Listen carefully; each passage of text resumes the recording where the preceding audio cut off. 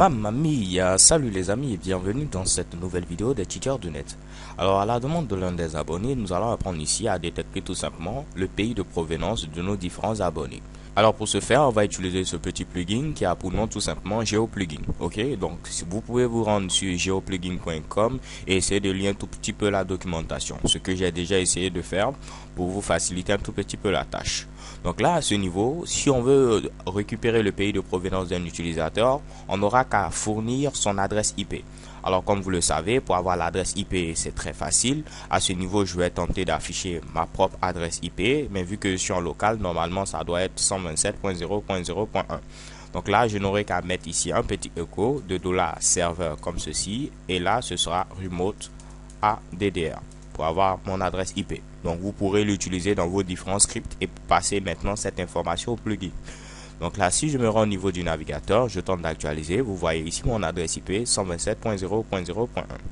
Donc là, si je clique sur tout simplement How to Use et je clique sur Quick Start User Guide, qui va nous donner un peu comment pouvoir débuter avec ce fameux plugin, et on va descendre tout juste en bas. Vous allez voir qu'on a la possibilité de pouvoir récupérer le pays de provenance de l'utilisateur en donnant tout simplement son adresse IP, et ce résultat sera retourné tout simplement au format JSON.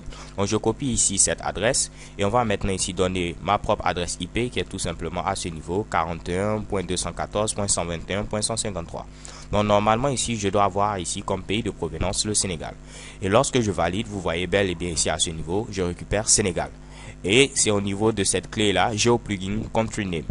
Donc tout ce que j'aurai à faire, c'est quoi? C'est utiliser l'adresse IP de l'utilisateur et passer ici cette information là. Mais vu que moi je suis en local, cela n'a aucun sens ici de donner 127.0.0.1. Donc là, je vais coder à la dure mon adresse IP, vu que ça n'a aucun intérêt de prendre ici le serveur remote ADDR, vu que ça va donner 127.0.0.1. Donc là, je mets $IP qui représente mon adresse IP et je vais mettre en double code tout simplement ici mon adresse IP. Et là, je n'aurai qu'à mettre ici un file get contents pour pouvoir récupérer ici le contenu de mon fameux fichier.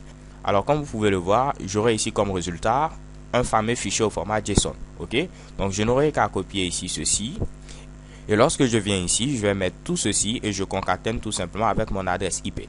Donc normalement, le file get contents doit récupérer tout simplement le contenu ici de ce fameux fichier là.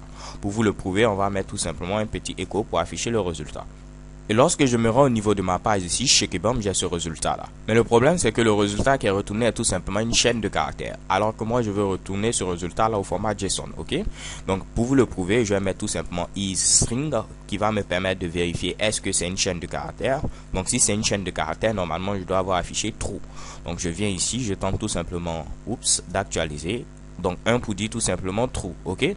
Donc pour l'avoir maintenant au format JSON, je n'ai qu'à utiliser une fonction qui a pour nom JSON decode comme ceci. Donc là je vais enlever le echo puisque il ne pourra plus l'afficher. Je vais le stocker tout simplement dans une variable que je vais appeler tout simplement GeoPlugin, pourquoi pas. Et je mets un petit égal ici comme ceci.